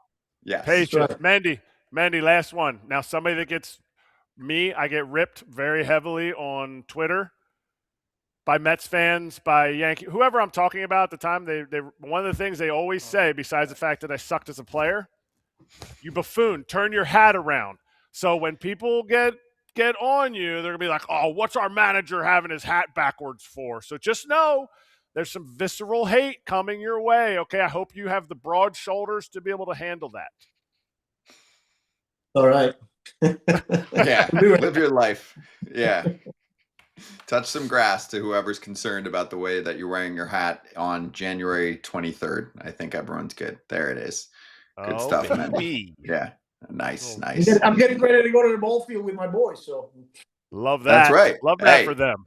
Love that. This is a backwards hat show. We're going to be with Ken Griffey Jr. I think a little bit tomorrow too, and I think he says that backwards hats are just okay with everyone. So I'll take his blessing, and anyone would take his career. Mendy, good stuff. Great to catch up. Appreciate the time. Fun times right now. We'll see you. We're booking our day actually right now with Mets PR. So we'll see you in spring training. All right. Good seeing you guys. You too. Cheers. That's Carlos Mendoza, New York Mets manager on Foul Territory. We also have our Mets show, Mets Up, part of the FT network. Of course, they're talking all about the big week. We had a lot of fans commenting the last few days like, hey, we're getting a ton of Mets coverage on FT right now. Yes, we are. Have you seen what they're up to? Mark Luino, who's one of the hosts on Mets Up, tweeted in July, if the Mets trade for Luis Robert, I'll give away a Luis Robert Mets jersey to one person who follows me, and retweets the post. Good luck. Yesterday, quote tweet, never wrong, just early. He's still doing the giveaway. 24 hours to enter. Love that. Man of his word. There was no expiration, right? If the Mets acquired Luis Robert in 2033 for his last season in the bigs, maybe Draft Nick Mark still would have done it, but he was able to do it a little bit quicker. There were talks there for a while, Todd Father, and we talked about this the other day.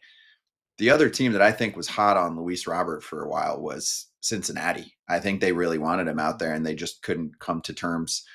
Whether it's the prospects or the money, it might have been more on the money side. Mets just took the whole contract on. Maybe the Reds were trying to get the White Sox to eat some money, but I think it's a worthwhile gamble. Worthwhile. It's a shot in the dark just because of injuries, in my opinion. If he's healthy, he's going to do just fine. And if the effort is there, Queens will absolutely fall in love with this guy, man. I promise you that. Come out hot. Yep. Hot. Mm-hmm. You want hot? I got something for you.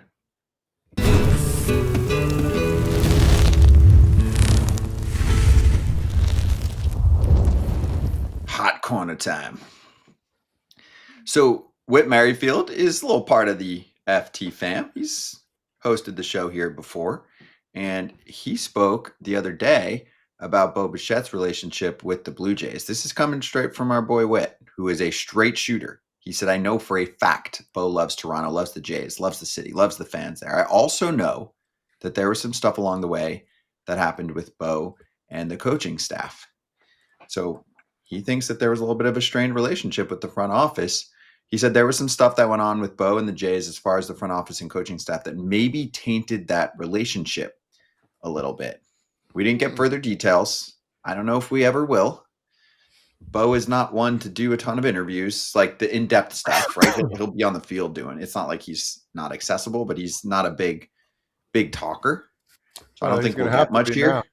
Yeah, I mean, that's true. You guys know. You guys both played in New York. You know, Bo is going to get a lot more attention from the media. And he's not the only one, but yeah, in Queens, you're going to get tons. So what do you think here? And I guess we should start here. The Blue Jays didn't seem like they were fully in on pursuing him. Bo mentioned how there were conversations. I mean, Kratz, just because you're on every day, you can start. Ken's been on this show twice a week and then on Fair Territory twice a week since we started, right? Ken said every time we'd ask him in the offseason, I don't think the Blue Jays are in on him. Ken was right. Sure, conversation, parameters of a deal, whatever, but it didn't seem like they were in the running to a serious extent for a guy that played really well there for a while. Do you think that there's any connection with what Whit said and why that happened? I mean, I think I think what Whit said is spot on, because I don't see why Whit would say something that, like, he's not just going to come out and say something that is not true just to get some clicks. Like, that's very few ex-players are going to play in the media. Like, Whit's just a straight shooter, and he knows from experience, and he was trying to be a little measured about how he said it. So there was something there. But just look at the situation. Look how everything went down. Bo and Vladdy and Cavan Biggio all came up. Cavan Biggio was, didn't pan out the way that Bo and Vladdy did. And so then it's Bo and Vladdy up there, and they're both having good careers. Even some would say a few of Bo's years, he was a little more consistent. And then all of a sudden he fell off 2 years ago, not this past season, but 2 years ago. Was he playing through injuries? Was that part of it? No idea. But you see Vladdy gets the extension. There could be some hard feelings if you both were like the golden child, the next era of Blue Jay baseball, and maybe Vladdy gets a little bit more extension talks. Because they talk. It's not like Vladdy's like, nope, haven't heard anything, and then bang, extension talk.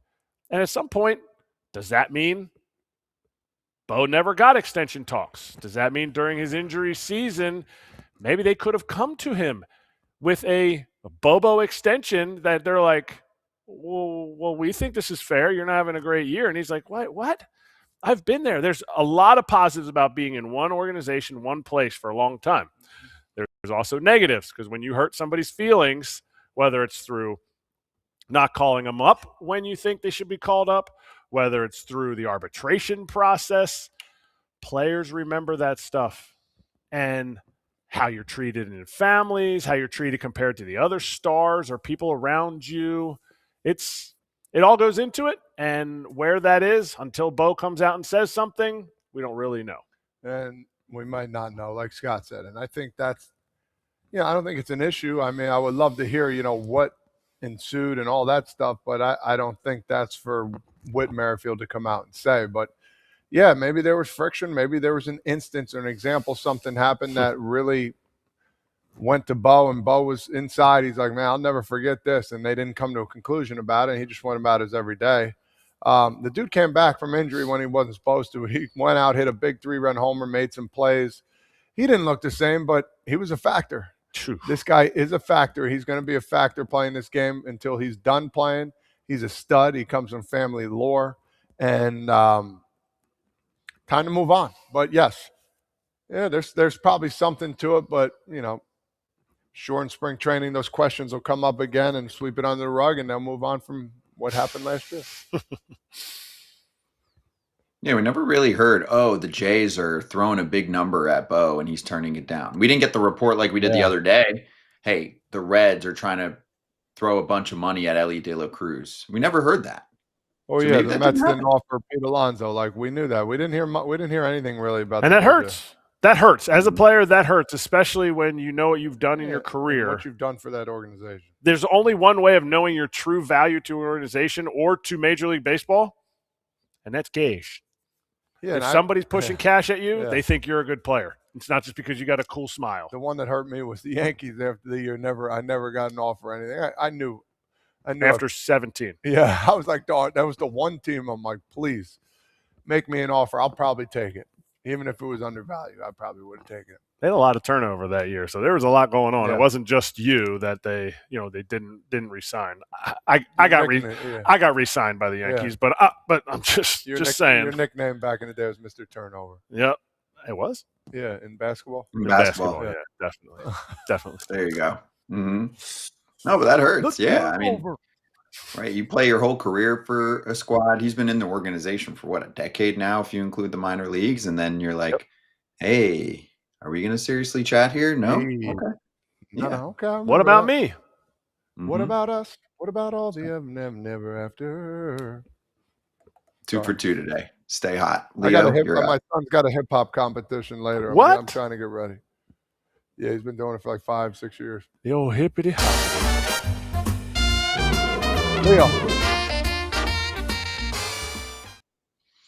We hip hopping up or down here? BetMGM futures, Orioles. Last year, Todd Father was the low guy on the Orioles, and he nailed it.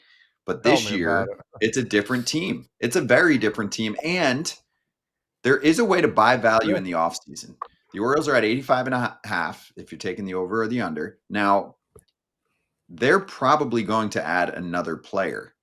That could help this. They might add 2 more. That could help this number. What do we think? I got to go right to you first, Todd Father.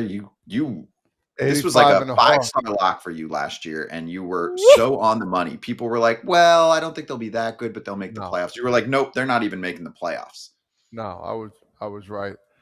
Man alive, they did some really nice things this offseason. I got to give them credit, man. Listen, I can go back this year. It's a new year.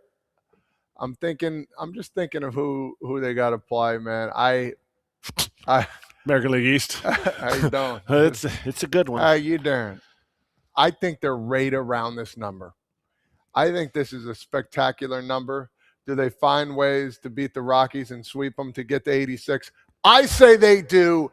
86 is the number. Over. Royals make the playoffs. The Orioles make the playoffs. Royals might too. New ballpark, right? A little tweak to the doing? ballpark, a little facelift. You like that one? Try and beat that, Mr. Turnover. I like the over. I liked it before Todd said it. Ah, here we go. I like the over. I think the division's going to be so tough. It's going to be ridiculous. That's why I'm not throwing. You can see my slips. Anyone that I feel is confident. We've had a few confident over-unders for the wins. These are so hard, though. This one's not. I feel like I'm not confident on this one, but I think it is the over.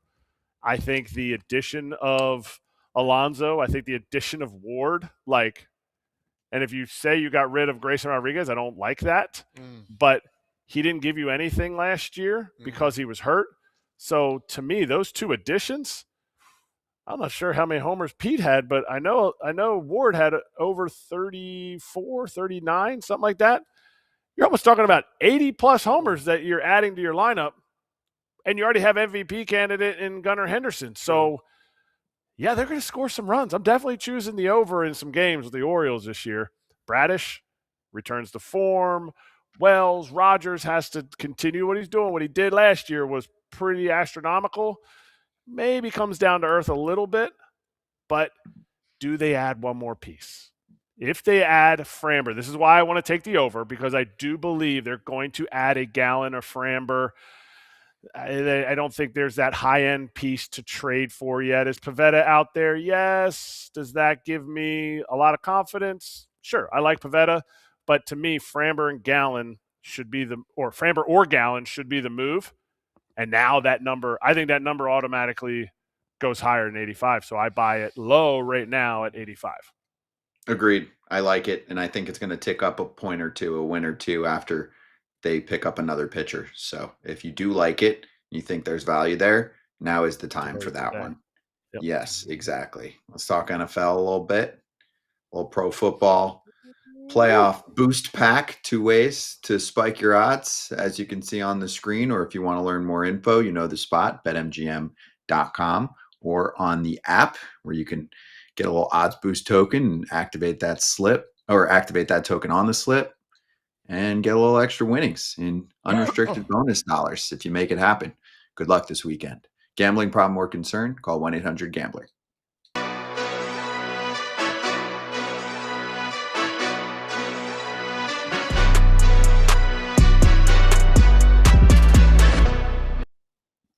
Hey, Kratz hats. Actually, you won't have one, Erik. You're not going to wear a hat tomorrow. Confirmed? Well, I'm not? No. Okay. No, you're wearing a suit tomorrow. Maybe I got something that goes with the suit. Don't sleep on my trip. You're right. You can talk me into anything with the attire game. Throw out all the rules. Wear a suit, but wear it the way you want to wear it. At the BBWAA Awards Gala. We'll be in New York City tomorrow with all the superstars. And AJ will be up on the big stage with all of the superstars. We'll be showing it to you. We're not just there to do pre and post coverage. We're doing that, but we're also showing the entire event. We did that last year. If you want to look back at how it appeared on YouTube, we'll do it again for you. it's free to watch. And it is the second time ever that it is streamed live. So we are looking forward to it, and we will grab as many guests as possible. The ones who say yes, the nice ones. So wish us luck. And then we'll go over guest list next week. It's going to be fun. Actually, I can give you a couple teasers for guest lists. Of course, this weekend's going to be a cool guest list. But I've been going back and forth with Nolan Arenado for the last while now, and it looks like we've got him locked in for next week. I think we might get a little Max Muncy action next week. So some good names to chat with. We will see you on Saturday, not Monday, Saturday, live. Yes. Ooh, enjoy the snow and get your snow on. Don't eat the yellow one. Snow on.